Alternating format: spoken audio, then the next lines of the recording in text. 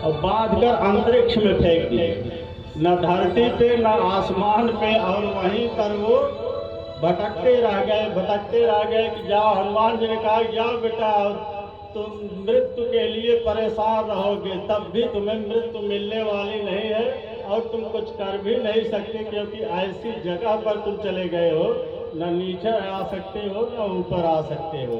तो मृत्यु निश्चित है, मृत्यु के लिए कोई भी उपाय नहीं है। जो जिसने मृत्यु को जीतने का प्रयास किया वो वो मृत्यु के लिए जीवन भर परेशान रहा। अब पूछ रहे हैं कि इस काल से बचने का उपाय क्या है महाराज, कुछ तो उपाय होगा।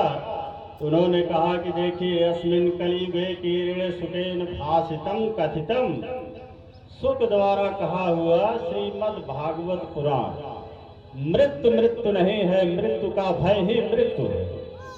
और जो मृत्यु के भय से निर्भय हो गया उसकी मृत्यु क्या है?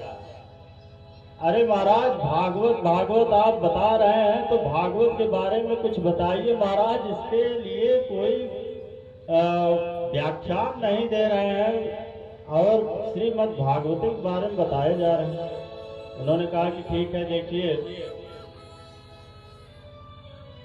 जब परीक्षित को कथा सुनाने के लिए बैठे सुखदेव जी, उस समय देवता लोग चले गए। देवताओं ने कहा कि देखिए, परीक्षित को आज कथा सुनाने के लिए सुखदेव जी बैठे हैं, तो हम लोग अमृत लेकर चले। सुखदेव जी से आए, कहे अरे महाराज प्रणाम। सुखदेव जी ने कहा हाँ भाई क्या है? उन्होंने कहा कि देखिए महाराज, परीक्षित को साफ है, आज के 7 दिन बाद इनको सर्पदंश करेंगे और ये मर जाएंगे। महाराज, मृत्यु को ना प्राप्त हो इसके लिए हमारे पास औषधि है। कौन सी औषधि है? अरे हमारे पास महाराज सुधामृत है, एक घड़ा भर कर लाए, पूरा पिला देंगे महाराज। सुखदेव जी ने कहा कि पूरा पिला देंगे तो इनको क्या लाभ होगा? अरे महाराज, इनकी मृत्यु नहीं होगी तो आपको क्या लाभ होगा? अरे महाराज, यही लाभ है कि जो कथवा आप उनको सुनाने के लिए जा रहे हैं, महाराज वही कथा हमको सुना दीजिए। आप सुखदेव जी ने कहा कि हो, आप देवता होकर आए हुए हैं और यहाँ पर बड़े कर्म करने के लिए आए हैं, मतलब बनियागिरी, अर्थात आप इस ध्येय से नहीं आए हैं कि हमको कथा सुननी। आपके अंदर भक्ति नहीं है, आपको फायदा दिखाई दे रहा है, वस्तु विनिमय प्रणाली का प्रतिपादन करने के लिए आए हैं। इस वस्तु के बदले वस्तु, महाराज आप उनको खिला दीजिए, हमको कथा सुना दीजिए। अरे नहीं भगो, अरे अरे अरे महाराज, हमारे पास सुधा है,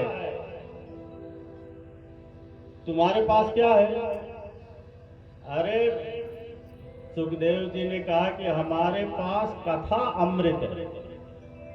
एक बात ये बताओ, अगर एक व्यक्ति कांच लेकर आए और मणि से कहे बदलने के लिए तो मैं बदलूं, कोई भी नहीं बदलेगा। और तुम कांच लेकर आए हो और मणि से कह रहे हो अरे महाराज हमारे पास कांच कहाँ है, अरे मणि है। सुखदेव जी ने कहा कि ठीक है, तुम्हारे सुधा को पीने के लिए बहुत से सत्कर्म करने पड़ेंगे, बहुत से शास्त्र संपादित यज्ञ करने पड़ेंगे, बहुत कठोर तपस्याएं करनी पड़ेंगी, तब जाकर कहीं तुम्हारा सुधामृत मिलेगा। ठीक? और हमारा कथामृत तो एक चंडाल भी पान करके अमर बन सकता है। अरे महाराज इतना नहीं है, अरे हमारा अगर कोई अमृत पी ले तो अमर हो जाएगा। सुखदेव जी ने कहा कि अमर तो हो जाएगा लेकिन अभय हो जाएगा। अरे जो डर गया सो मर गया। देवता भी डर के भागते हैं जो अमृत पी चुके हैं। तुम्हारा